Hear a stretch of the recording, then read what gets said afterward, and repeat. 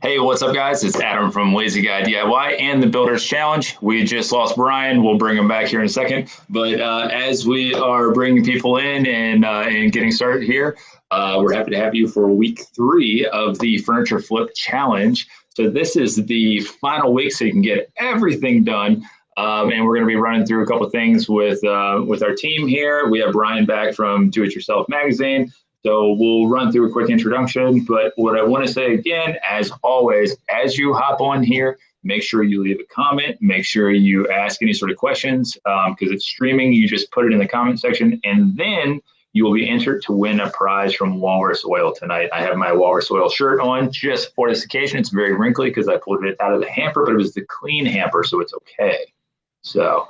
But we're going to run through here first, and we're going to introduce our panel. Like I said, Adam from Lazy Guy DIY and the Builders Challenge, and then let's go with Graham. Hey, Graham from Minerva Enterprises, custom furniture, mid-century modern restoration. Oh, and I forgot to mention, if you are drinking a drink tonight, Graham, I know yours is water. Tell us what it is. I'm doing a soda in Knob Creek tonight. All right, ladies up top, sharing the screen. Hello, I'm Kara from Never Skip Brunch. And I'm Jessie from I'm the Detail. And together we have Let's DIY Big. And we are drinking coffee. All right, Brian. Hello. Oh, sorry, Jessie. Brian Kramer, and I am the editor of Better Homes and Gardens, Do It Yourself Magazine, and I have an Iowa cider. This is Jefferson County cider. It's a very attractive tall boy, so it's good too. All right, Jessie, we didn't get you, did we? Sorry. Oh, we did it at the same time. Yeah. Okay, sorry. Okay. We'll get there. You think by week 3 we'd have everybody on here. That's all right. All right. So what we're going to do real quick is I just want to mention our sponsors this week. We have Walrus Oil, and we have our friends from Carolina Boot also. And one thing I'm going to throw in there out of order and throw Kara off, or throw Rachel off, who's behind the scenes here, is we're going to talk a little about Carolina real quick. And Kara, I know that you have never worn steel toe boots before. Or shoes. Or shoes. I'm like kind of a hippie, so I love being barefoot. So I used to just work in my shop barefoot. People would come for me. Nobody was like appreciative of that. So yeah, I'm a grown up now. I have shoes and safety gear, and look how cute they are. Excellent. So I will tell you that so I usually wear safety boots when I'm in there as much as possible. And then the one time that I took my boots off to actually take a picture of them, something fell off the wall and fell and smashed and bruised my toe. It was just the most random thing that could possibly happen. And I did not have a steel toe boot on that shoe or on that foot there. So that's my fault. That's what happens when you don't have your safety shoes on. So all right. So I'll mention again, as we have a bunch of people joining on, make sure you leave questions and comments. Those are in the chat section there. Make sure you say hello, leave a question for our group here, and then I'll enter you to win a prize pack from Walrus Oil. So we're going to get started here with a recap since it's our week 3, and everybody should be finishing up. Everybody's done, right? Everybody, Brian, you finished yours, right? Yeah, totally. Okay. Well, Graham, what we'll do is we'll start with you because I know you have something finished right now, and Rachel's going to show a picture real quick of yours. So you want to tell us a little and just what you've done this week. Yeah, so that was one of the few projects I finished. I got it all stripped down, refinished the top and the sides and stuff. I think it looks great. I got a coffee table done, and I got another dresser. And there's a dining table, a teak dining table. So I put an IG story or an IG TV going through everything. So if you guys want to check it out, it's on my feed. So once again, Graham is overachieving with like a full suite of furniture rather than just like one thing. I did one stool last season, and you're doing a whole room. So let's run over to Kara and Jessie. What have you all been working on this week? How's it going? Let us know your update. Well, I really aimed high to do like a whole breakfast nook, like a room and a whole furniture set. So I'm not quite done because the table I tried to skimp and do a faux concrete finish. it's not working. I'm gonna have to go all in and do the real thing. But my chairs are done. I refinished 2 metal chairs, painting them gold. And then I bleached some wood on some old chairs, had to sand those down. It took forever. But I just sealed those. I haven't revealed them yet, but they're done, reupholstered, looking really good. They look really good. Really good. Awesome. All right, Jesse.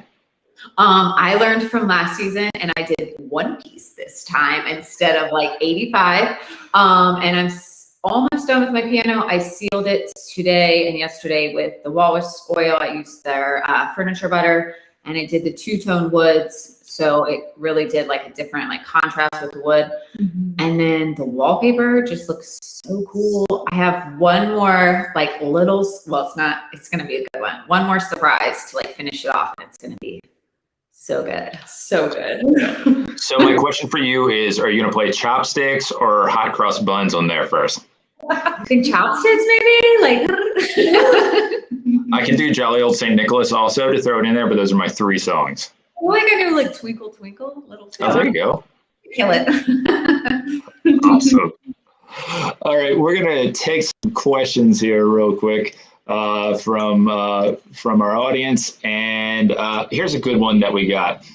So for Karen, Jesse, what is the best product to buy to take pictures of finished pieces? Should you start with light? Any sort of apps? Like, what is your secret, and what should you splurge on first? My secret is lighting. So I have like a background in photography, and I genuinely believe that like it's not the equipment. I have every piece of equipment under the sun, and honestly, a lot of the stuff I'm posting is my iPhone. But if it's well lit and you learn like basic editing, like an iPhone app, I use Lightroom, then you're good to go. Really, it just takes learning. So I would dive into YouTube and practice. You have to practice. You can't like read a book on photography. You really have to like trial and error it to get good. So yeah, lighting, number 1. Yeah, it's definitely like one of the first things that I've upgraded and continue to upgrade. And then like you get those big box lights and shadow boxes and everything. And then with the giant bulbs, they must be like a foot long. And now I finally switched to LEDs. And I mean, it makes a big difference when you can pack up and put away. So I feel like we always show up with like all this lighting looking super ridiculous. We're like, all our lights. you need like a rolling cart to do it all. So yeah. all right. So pro tip, if you'd like a pro tip. You're a good person to ask. I had 3 days of photo shoots this week.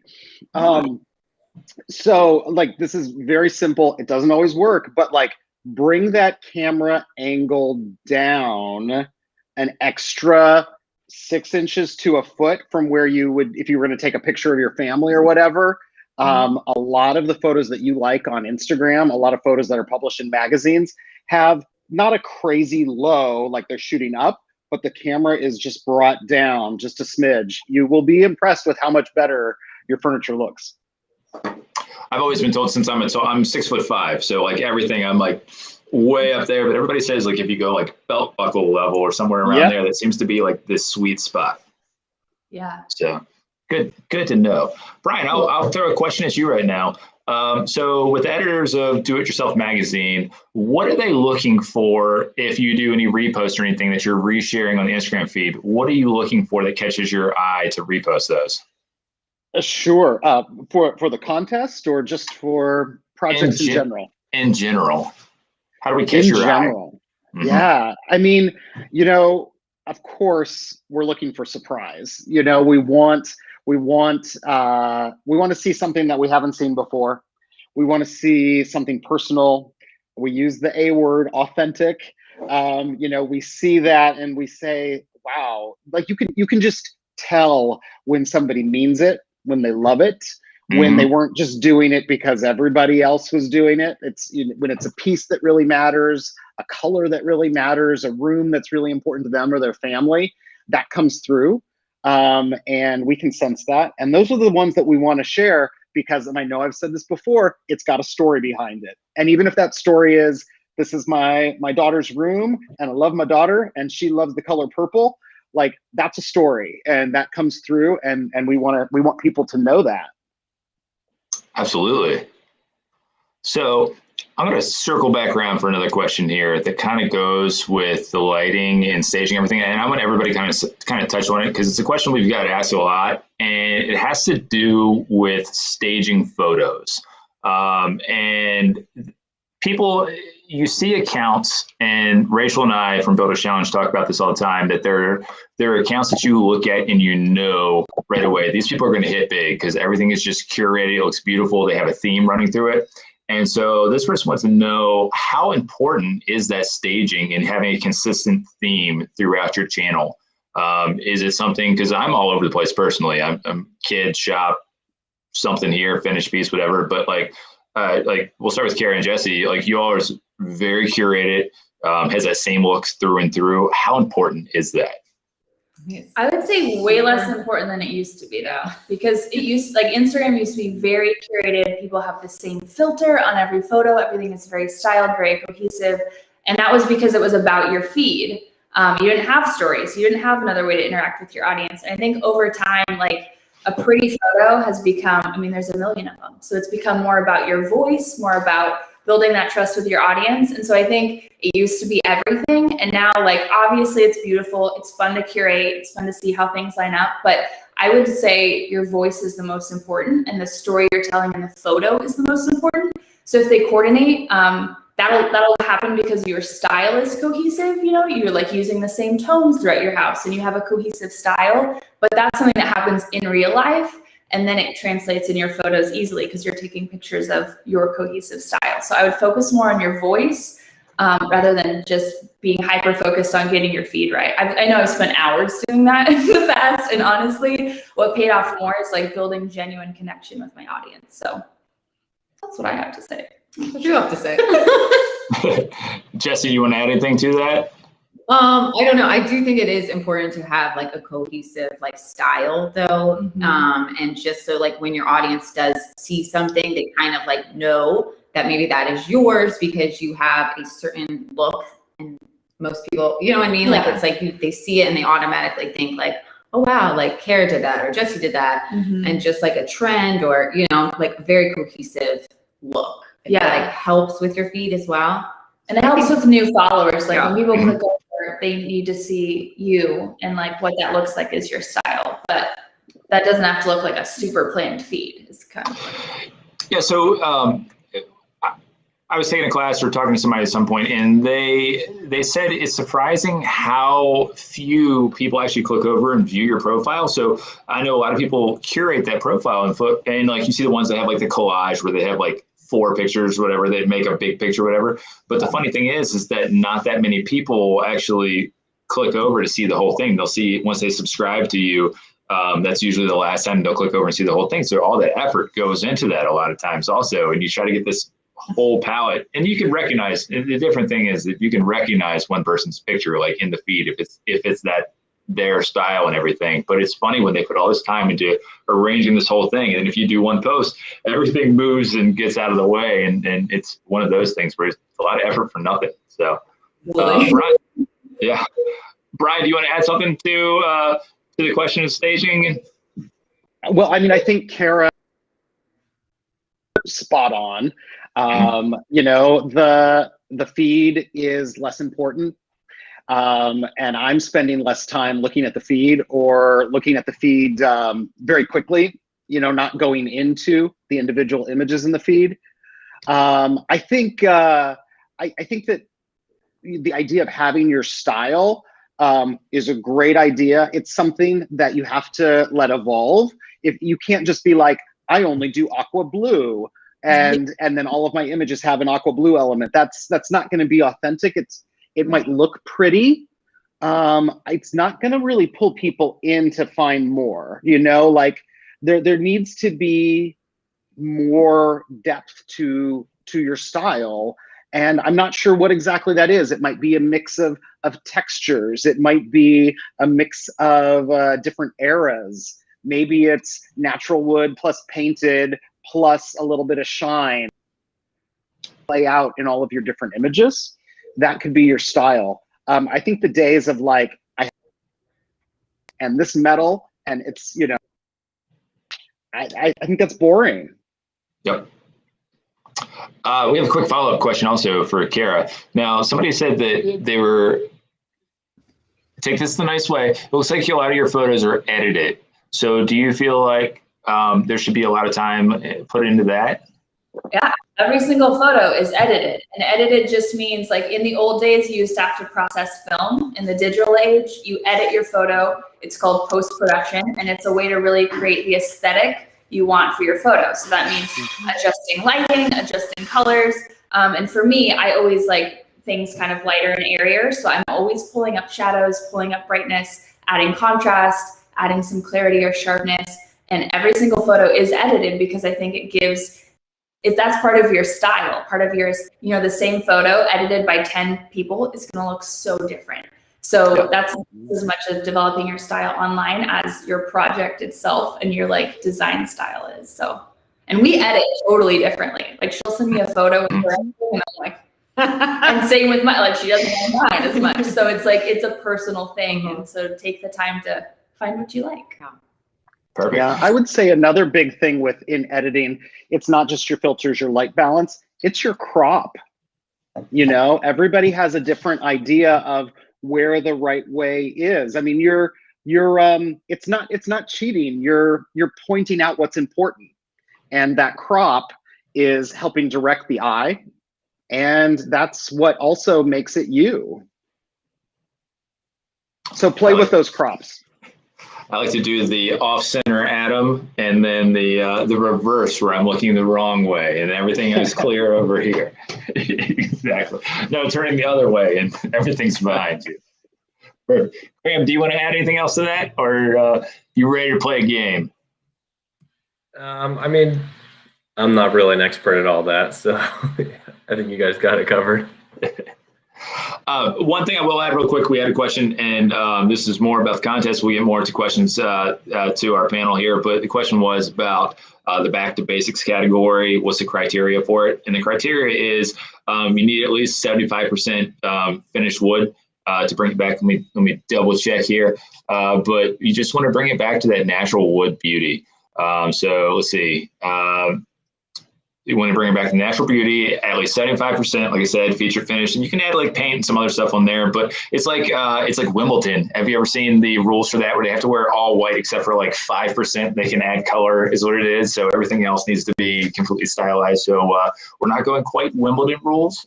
We're keeping it a little looser with 75% wood, and the rest of it can be whatever else you want to add. So, all right, guys, we are going to play a game. And we have been rocking these games each week. And Brian, you missed last week's one. It was like a showcase showdown. But yeah, it was. We did bidding to see what things were worth, and we had things that were worth $600,000 and things that are worth $25. So, but this week, what we're going to do is. Oh no, I forgot the name of it. It's Flippin' Ever After. So what it's going to be is we're going to show you a picture of a piece of furniture, and then you have to guess, and we want people that are watching as well to guess what these people flip it into. It's not going to be, it's like if they have a chair, it's not going to be a chair again. It's going to be a piano or something strange like that. So, but it's not going to be a piano because that's a lot of work to go into something like that. Maybe you can make it a harp or something. I don't know. But if you're watching and following along, we want you to guess also, because we can also see your guesses that are flying in there. So hopefully Rachel's ready. Rachel, give me a thumbs up if you're ready. Oh, she's ready. Okay, picture number one. Let's see it. Okay, looks like we have a bed here and a headboard. So I'm going to hear y'all's guesses real quick of what did they flip this into. If you get it wrong, take a drink. So Graham, let's start with you.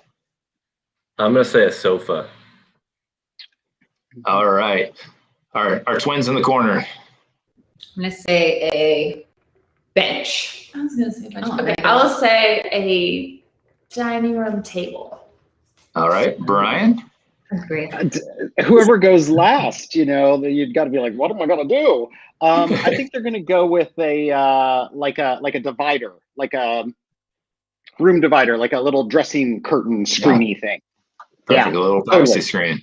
All right. All right. So let's show the first picture one more time, Rachel, and then we'll show what they flipped it into. All right, there's our bed, and they flipped it into a little love seat there. So pretty nice. Looks like a bench. Feels like a bench to me. It looks like a bench. We'll call it a bench. Okay. I think it was a sofa. Yeah, it can go either way. A love seat, sofa, bench. We'll go for that.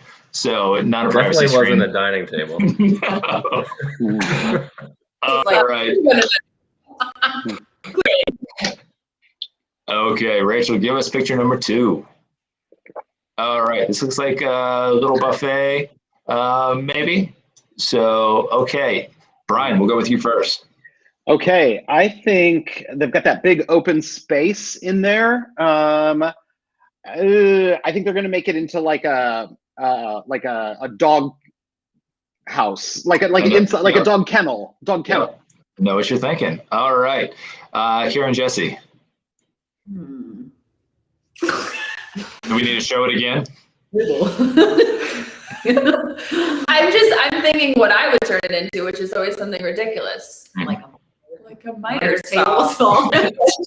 That's pink. That would have been good. That's really good. I would like it to become a dining room table. Just keep guessing. Kitchen island. I would like it to be a kitchen island. That's a good one. Yeah. All right, Graham, what do you think it's going to be?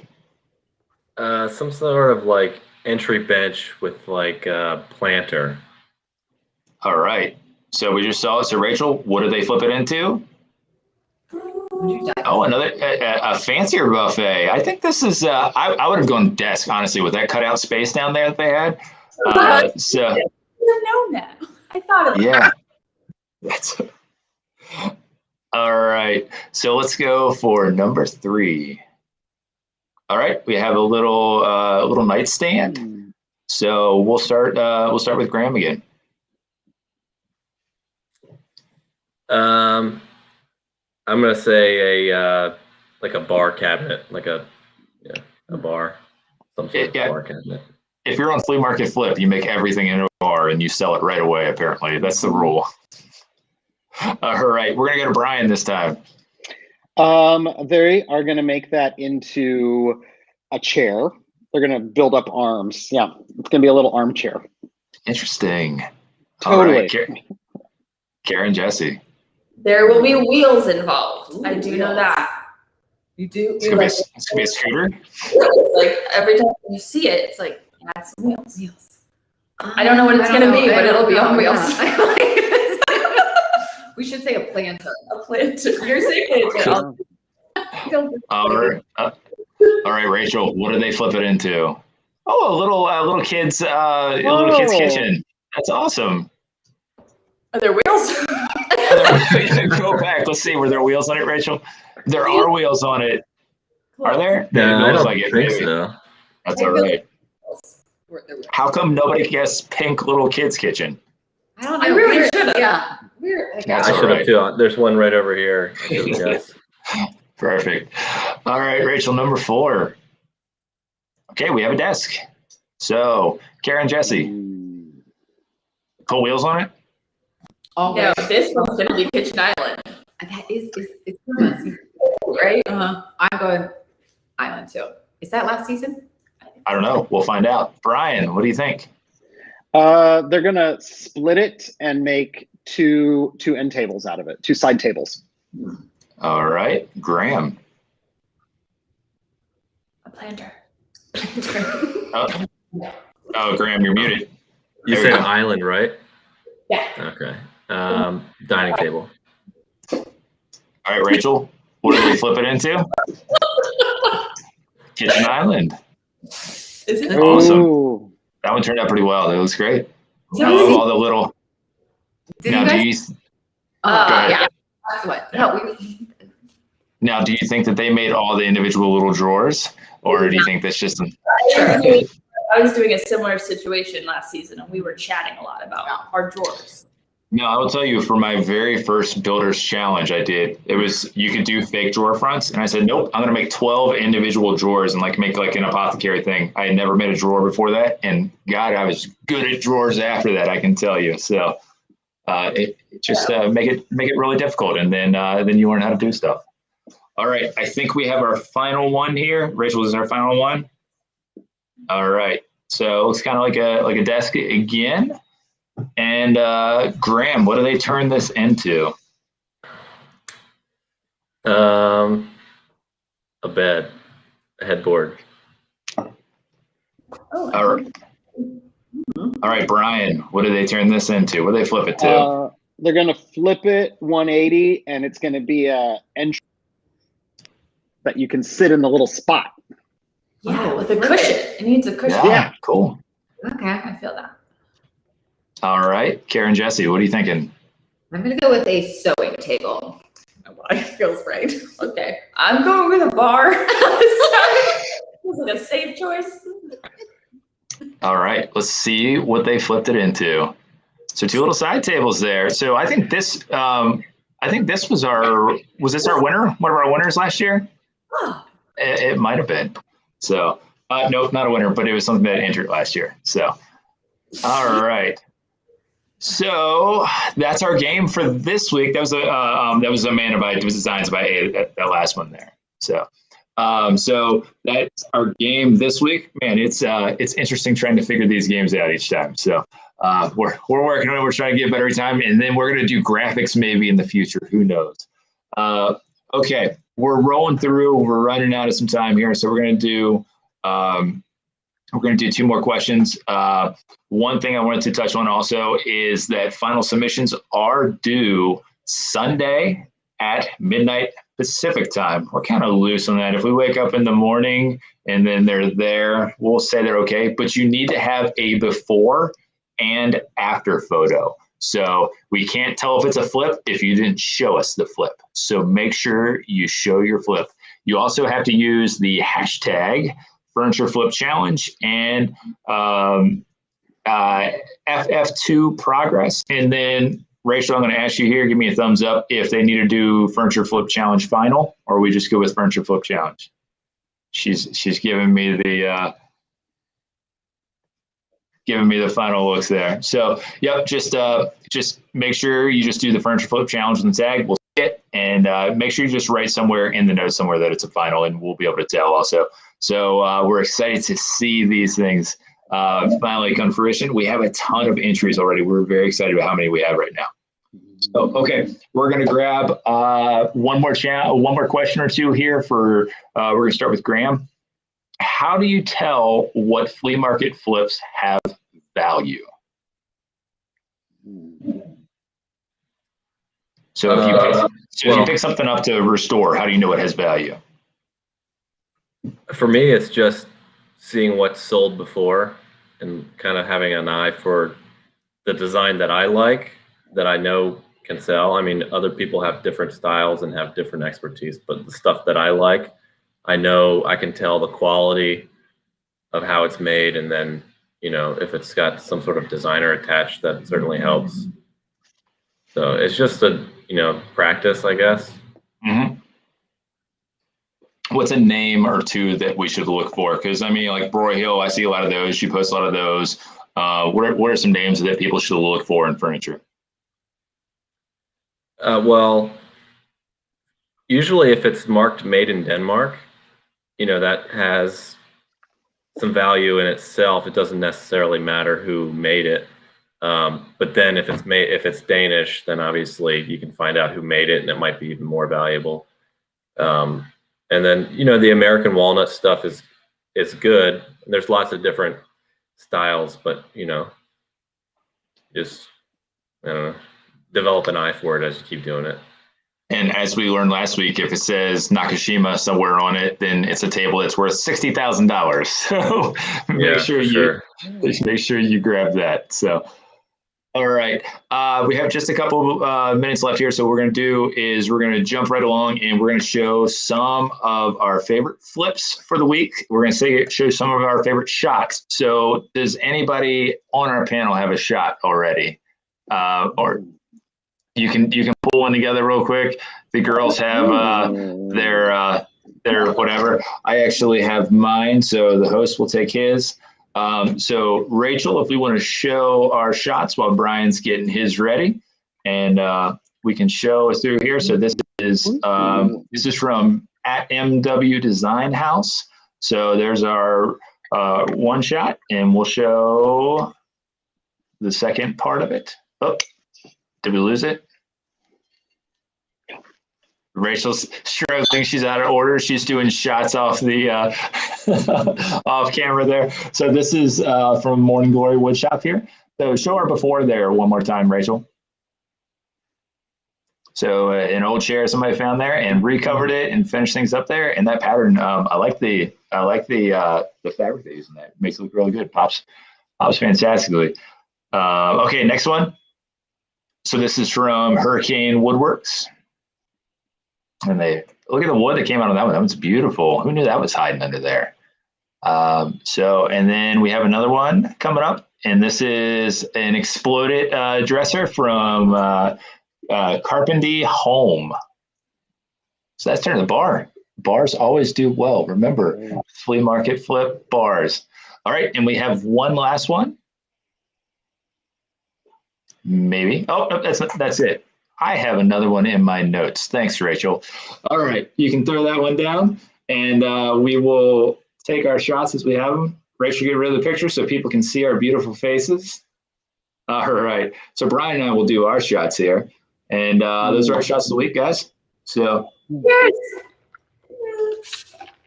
cheers. Okay, guys. Yeah, I don't know. Mine didn't go as smooth as last week. All right, guys. What we're gonna do, just so you all know, we're going to announce the winners here next week. So just remember that you submit by midnight Pacific time on Sunday. And then we will make sure we pick our winners, pick prizes and everything else. So we're pretty excited about it. If you left a comment or question tonight, we are going to pick a winner from those. And you're going to have a prize back from Walrus Oil. We're sorry Dave couldn't join us tonight. So we'll get him next time. We're going to be doing these all year for all our different challenges. So we're excited to have these and have our crew on here right now. So thanks everybody for tuning in, and we will be announcing winners next week. So look forward to those notes, and we may do it live. We may do it recorded. We're going to get all crazy with it. We'll see. And thanks for the crew that was with us tonight. So my crew, stay online here, and then everybody else, have a good night.